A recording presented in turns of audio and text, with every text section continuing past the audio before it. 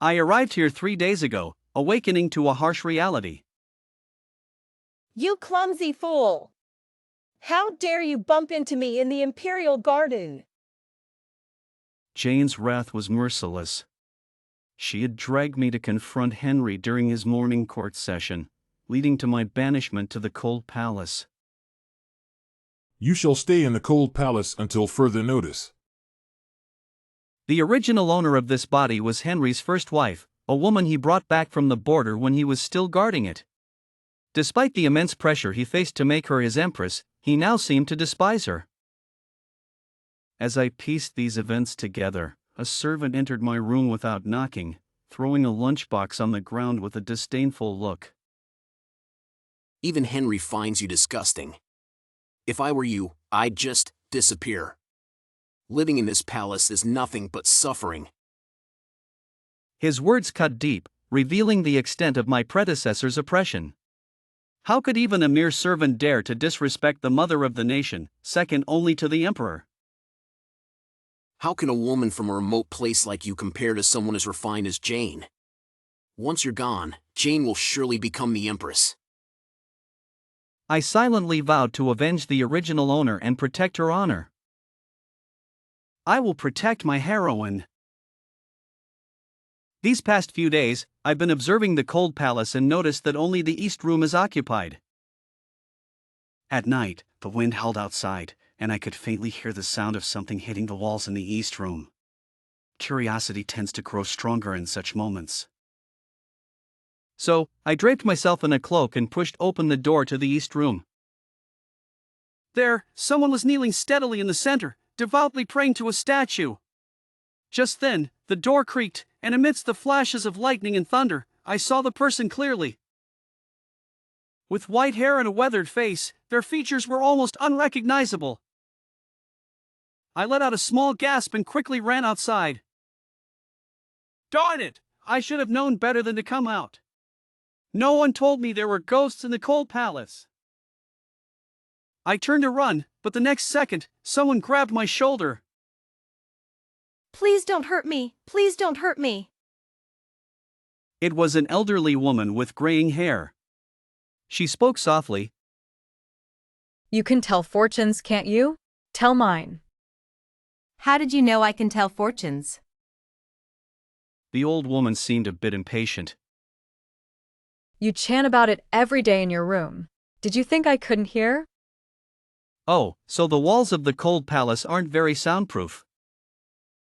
We sat facing each other, and I took out the fortune-telling cards from my pocket, beginning my journey to make some money. The cards revealed that this elderly woman had the destiny of a phoenix, destined to become an empress dowager.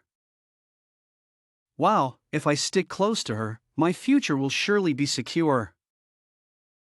Blessed by the gods, you are destined for great wealth and honor. The moment I saw you, I felt your extraordinary aura. You will undoubtedly be prosperous, and I, Sarah, will serve you for the rest of my life. The old woman would surely be moved by my deep emotions. You just said your name is what? Sarah? Isn't that the name of the current empress? The courtyard was quiet, the tension palpable. Sarah looked at the elderly woman, her eyes filled with sincerity. What empress or not, I have no interest in that. Serving you, my dear elder, is far more enjoyable.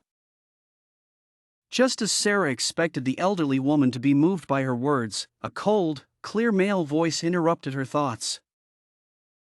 Sarah. Who is calling her name? Why does this voice sound so familiar? She turned around, and that familiar face came into view. His brow was high and prominent, with thick eyebrows and exceptionally dark eyes that exuded authority without anger, sometimes even a bit intimidating. Sarah was momentarily stunned. Your Majesty? When he was silent, he had an imposing presence. He slowly walked closer and suddenly lifted her up. It felt like an eternity before he finally put her down. Sarah, why are you wandering around instead of staying put in the cold palace? She broke free from his embrace and dusted off her hands. Wasn't it you who sent me to the cold palace? Why do you care? Take care of yourself. You brought someone back from the borderlands and don't even treat her well. If you have the guts, send her back. She said this on behalf of the original character. He seemed taken aback, as if he wanted to reach out and touch her face but hesitated and then withdrew his hand. I will send someone to bring you back tomorrow. The Emperor seemed to love the original character, but he allowed Jane to harm the protagonist and blamed the protagonist for it. From this, Sarah couldn't tell if he truly loved the protagonist. True to his word, the Emperor sent someone to bring Sarah back to Yangshuo Palace the next day. She didn't even get a chance to bid farewell to the elderly woman. The Emperor seemed particularly averse to her. The Cold Palace was far from Yangshuo Palace, taking a full half-hour walk. One could say the Cold Palace was at the far west end, while Yangshuo Palace was at the far east end. Narrator, tone, serious. When I arrived at the Palace of Eternal Longevity, I finally understood what it meant for no one to survive. This vast palace was completely devoid of people. Narrator, tone, serious. After painstakingly cleaning the room, my stomach was still growling. I glanced at the small kitchen. Everything in there was covered in dust. Narrator, tone, cheerful. It seemed I had no choice but to cook for myself. Narrator, tone, cheerful. I found some vegetables. Fortunately, I had learned some cooking skills in modern times, otherwise, I might have starved without knowing it. Narrator, tone, cheerful. The aroma grew stronger and stronger, attracting many maids and eunuchs who were cleaning nearby.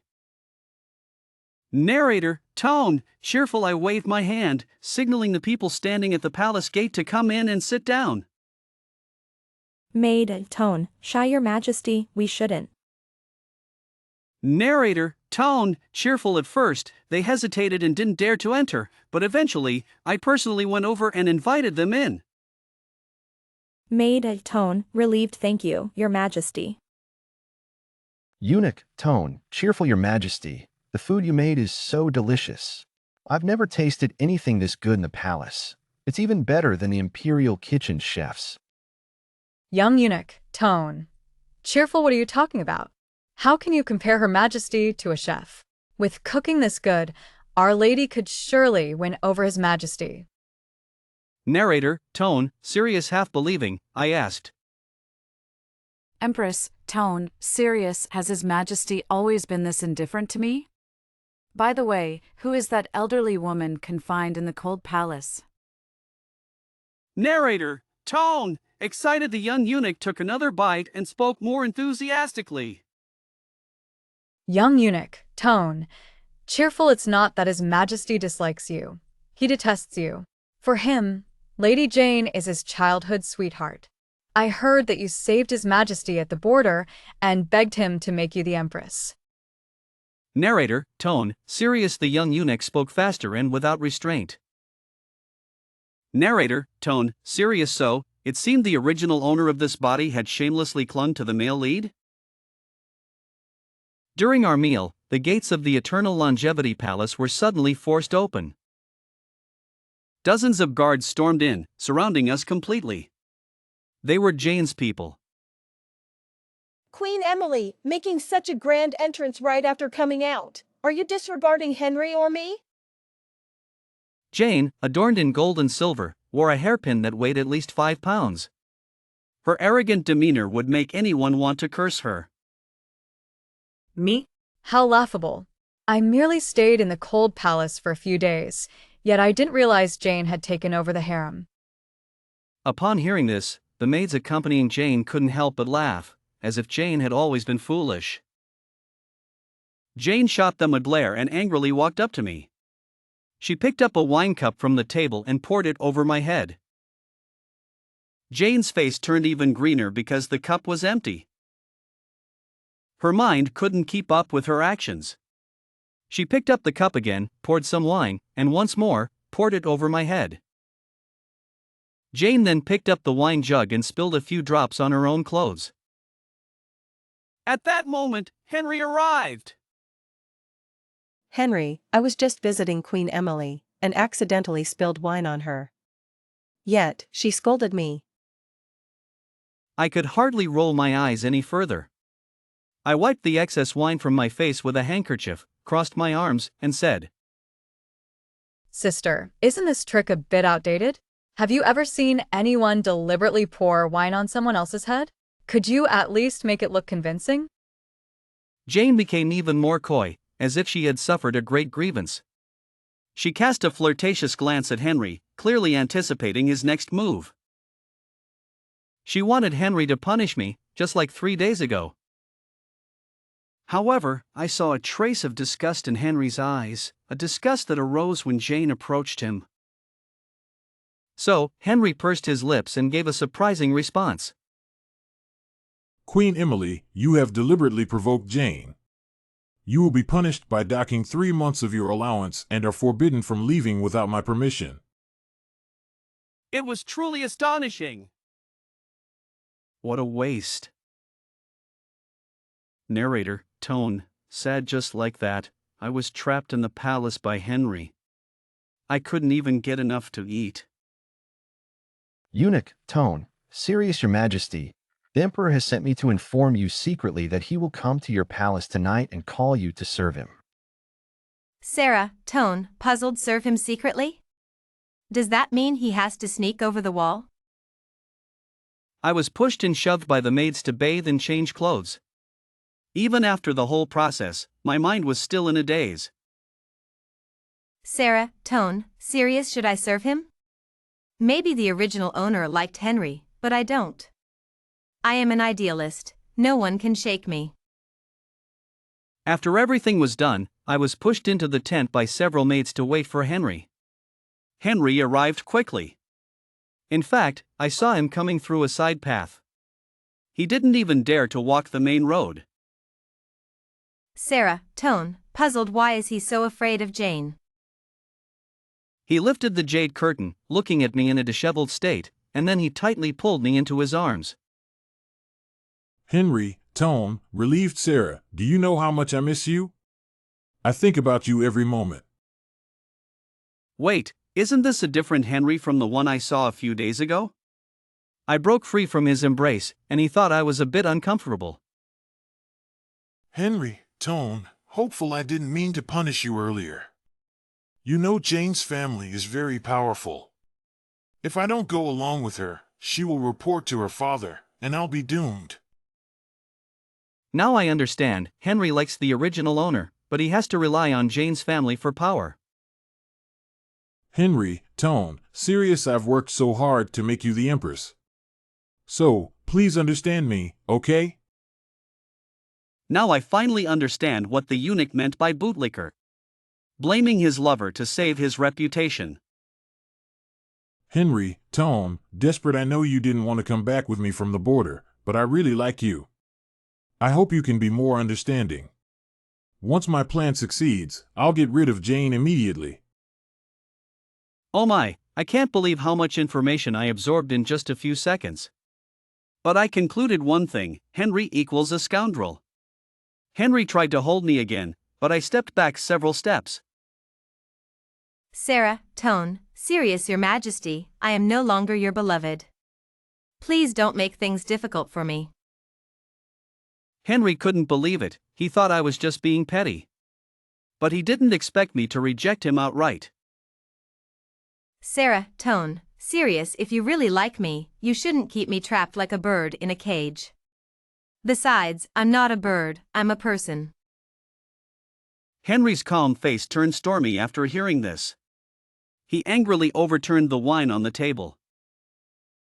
Henry, tone, angry now, go kneel outside. I don't believe I can't tame your temper. The weather hasn't been good these days. It was windy just now, and now it's pouring rain. This is such a cliché TV drama plot. The original owner was a free phoenix at the border, but she was trapped in this palace. She must be unhappy. I heard from the maids that the original owner often stared out the window in a daze and sometimes even hurt herself. She seemed to have depression. I feel sorry for the original owner. I can't give up, I planned to read Henry's fortune. I took out a compass and spread it on the ground. The rain soaked the compass, but that didn't matter. I was desperate to know the result. The divination showed that Henry and I were a match made in heaven. Is the compass broken? With Henry like this, how can we be a match made in heaven? It's raining so heavily, and he still makes me kneel outside. I put away the compass and tucked it into my pocket. The rain soaked all my clothes, and I could barely keep my eyes open. Narrator, tone, hopeful. I don't know when, but suddenly someone picked me up. I could clearly feel that the person wasn't Henry. Who could it be? In a daze, I heard a conversation. Mysterious man, tone. Whispering this is the woman Henry brought back from the border. She indeed has a strong character. Servant, tone, whispering yes. Such a beautiful woman is wasted on Henry. But master, why are you interfering in royal affairs today? Mysterious man, tone. Whispering just passing by. Have her cleaned up and sent back to the palace without leaving any traces. Judging by the tone, this person must be of high status and power, otherwise, he wouldn't dare to disregard Henry. He even dared to take me from the palace. Moreover, he has a very pleasant voice. The next morning, I woke up in the bed of the palace. All my clothes had been changed and cleaned. I struggled to get up. I caught a cold yesterday, so I still felt dizzy, but fortunately, I didn't have a fever. Maid, tone, friendly your majesty, you caught a cold yesterday. Please drink this medicine. The emperor will host a banquet to greet the envoys later, so please dress up a bit. The heavy phoenix crown on my head made it hard for me to walk steadily. But I still had to maintain my composure. Henry was hosting a banquet for the envoys from the Qin kingdom. As I was about to drink, a playful voice broke the silence. Michael, tone, cheerful your majesty, you shouldn't drink alcohol today since you caught a cold yesterday. Who is this? The voice sounds so familiar. It seems I've heard it somewhere before. I followed the voice and saw Henry's face turning green. Henry, tone, angry, do you know Michael? Faced with Henry's question, I was at a loss for words. I shook my head, thinking, don't drag me into this. Sarah, tone, serious yesterday, I was caught in the rain, and Michael happened to pass by. I haven't thanked him yet. Let me toast to you. The meal was quite awkward. Henry's gaze towards me became even more intense. But he seemed unwilling to give up. He specifically invited Michael to the banquet and made sure I attended as well. There were only 4 of us in the hall, and Jane didn't even try to hide her disdain for me, sticking close to Henry. I impatiently grabbed a handful of melon seeds and started eating. Michael's gaze never left me. Sarah, tone, cheerful, I must thank you for yesterday, Michael. Let me toast to you. Michael didn't seem interested in toasting me. Instead, he changed the subject.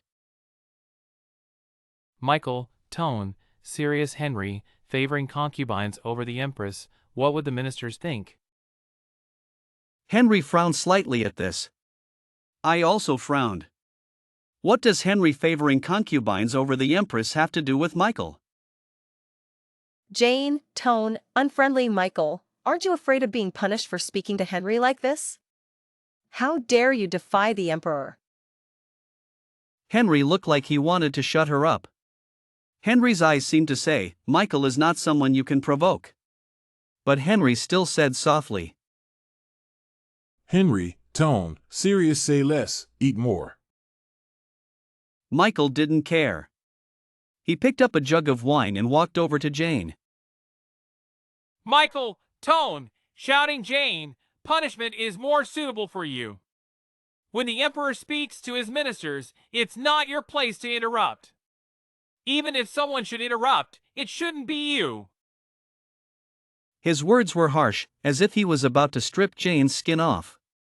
Jane's throat moved, but she couldn't say a word. Instead, I encountered Michael on my way back to the palace.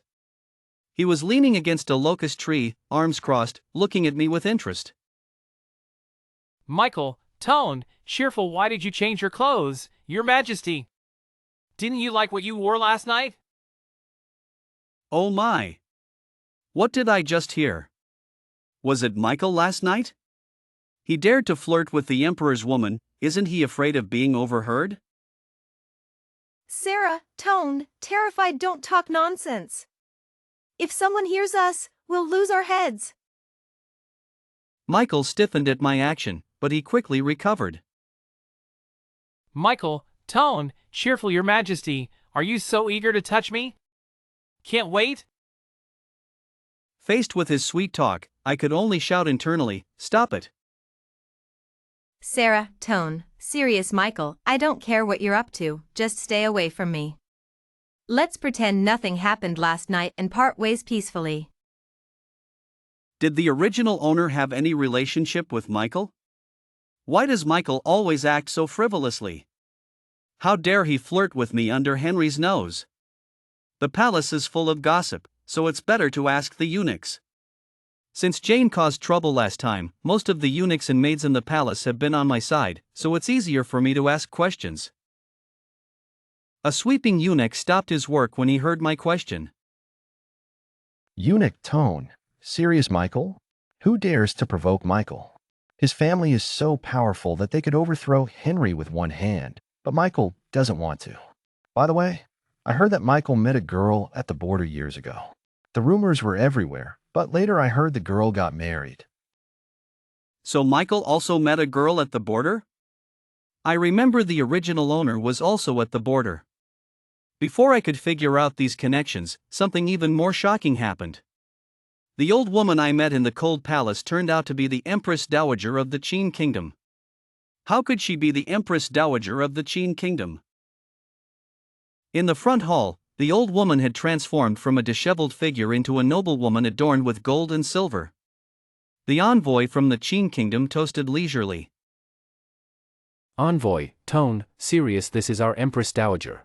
She has suffered greatly in your Ming dynasty. How does the Emperor plan to resolve this? Henry didn't expect that the woman his father had confined in the cold palace was the Empress Dowager of the Qin Kingdom. Henry, Tone, serious, I didn't know about this. The mistakes of the former emperor are not my fault. I apologize on his behalf. Envoy, Tone, serious, actually, it's not your fault. The Empress Dowager voluntarily married into your Ming dynasty. Before she married, she was already expecting our emperor's child. Now that the Qin emperor has ascended the throne, we naturally want to bring the Empress Dowager back. What? This is a clear case of the former emperor being deceived. Now that the Qin kingdom's power is expanding, they naturally don't care about other countries. The Empress Dowager smiled. Empress Dowager, Tone. Cheerful, I must thank the Empress. If it weren't for her accompanying me in the cold palace, I might not have survived. No, why drag me into this? The result was that the Empress Dowager was taken back. She left me a fortune as a thank you. This means I no longer need to rely on fortune-telling to make a living. In the evening, Henry came to my palace for dinner as usual. He put a piece of food in my bowl. Henry, Tone, serious Sarah, you've changed recently. Do you still love me? Faced with his sudden question, I was speechless. I had observed that Henry only came to my palace when he was in a bad mood. It seemed my palace was his remedy. And every time he came, he talked about love. Sarah, Tone, serious Henry, you're confused. Love is too profound, I can't bear it. I really don't like him, and the original owner probably didn't either.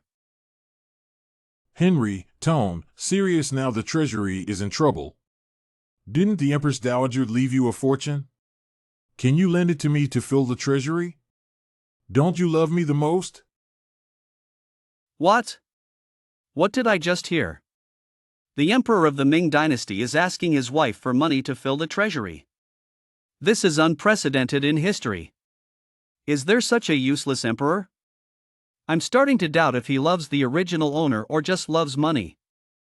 I couldn't help but say what I was thinking. Sarah, tone, serious, you're the emperor. Do you think this is appropriate? By the way, hasn't Jane's family always supported you? Why don't you ask them for money? To you, is the Empress just a tool for money, or do you really see her as your wife? He was stunned. Henry, tone, angry you're not usually like this. You've changed since you came out of the cold palace. You don't love me anymore, your eyes are completely different. He got angry, overturning the table, and food spilled everywhere. Henry, tone, shouting anyone can criticize me, but not you. You're my wife. I worked so hard to make you the Empress, and this is how you repay me? Ah! Is he mentally ill? Is he suffering from long-term repression? Even though he was furious, he didn't do anything to harm me. He confined me in the palace, not allowing me to leave. Meanwhile, he went hunting with Jane. There were only 2 concubines in the entire harem, Jane and me. The palace door creaked, and there were no maids around, so I got up to close the door myself. Just as I was about to close the door, a shadow flashed outside. The next second, I was carried on someone's shoulder. Sarah, tone, shouting, Michael, put me down, let go of me.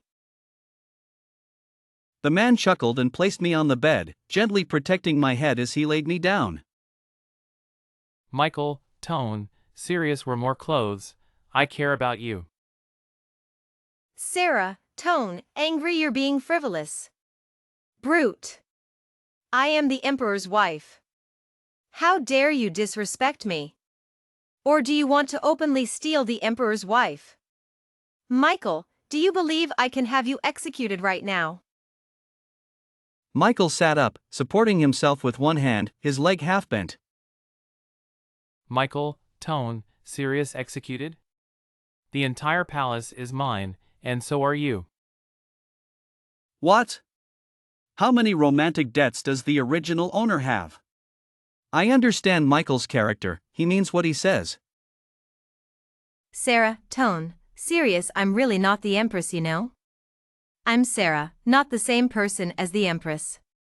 You've got the wrong person. But he looked at me as if he saw right through me. Michael, tone, serious, no matter who you are, I only like you. I like your character, your person, and your soul. After his words, my face turned red. I didn't give up and decided to read his fortune. He didn't know what I was doing but cooperated with me with a satisfied look. I took out the compass and started divining. The divination was initially unstable but then became steady, yet it didn't move to the next step. The divination remained still. I thought it was broken and picked it up to examine it. Michael took the compass from me. Michael, tone, serious, stop, you won't see anything. What does that mean? Henry seemed to have received a signal and came back to catch us. Sarah, tone, terrified, Michael, hide quickly. I don't want to die. I haven't spent my money yet. I pushed him towards the back door. He smiled. Michael, tone, hopeful, don't worry, we'll meet again soon. I trusted Michael's ability to escape, so Henry's attempt to catch us was in vain. Jane glared at me viciously before leaving, as if saying she would catch us next time. That night, I had a nightmare. In the dream, a woman who looked exactly like me sat with me. She had a divination set in front of her. Woman, tone, cheerful Sarah, you're here. Sarah, tone, puzzled, who are you, and why do you look like me? She smiled. Woman, tone, cheerful, after all this time, you don't recognize me. You've been in my place for months. How do you feel? Oh, so she's the real Empress. Why are we meeting in a dream? Woman, tone, cheerful, don't be surprised. I'm not you. I didn't like being the Empress, so I escaped. Now, I'm very happy. Sarah, tone, serious well. I can't keep being the Empress for you. And Henry, does he have some kind of forced love? I can't tell if he loves you or just wants to possess you. Hearing this, she looked a bit guilty. Woman, tone, serious, don't worry, the Empress position is still yours. But Henry will change. To him, I was just a girl who saved him from trouble. He never received love as a child, so we won't meet again. I hope you and Michael can be happy together. What? Michael and I will have a relationship. And what does she mean by changing Henry? Now I understand what it means to gain wisdom from a single conversation. Didn't she have any love for Henry? Today is the former emperor's death anniversary, and I should go to pay my respects. But in my current state, Henry sent someone to take me out. I wore a plain dress and knelt in the shrine to pray. Jane was dissatisfied and mocked me. Jane, tone, unfriendly, wearing such a seductive outfit on a day of mourning. Who are you trying to seduce? After saying that, she went to the front hall to find Henry. I stayed in the shrine, burning incense for the former emperor. Sarah, tone, sad sigh, how tragic, only to find out you were deceived after you died. How miserable the former emperor must be. I played with the jade pendant on my waist. Michael, tone, cheerful, feeling sorry for the former emperor now?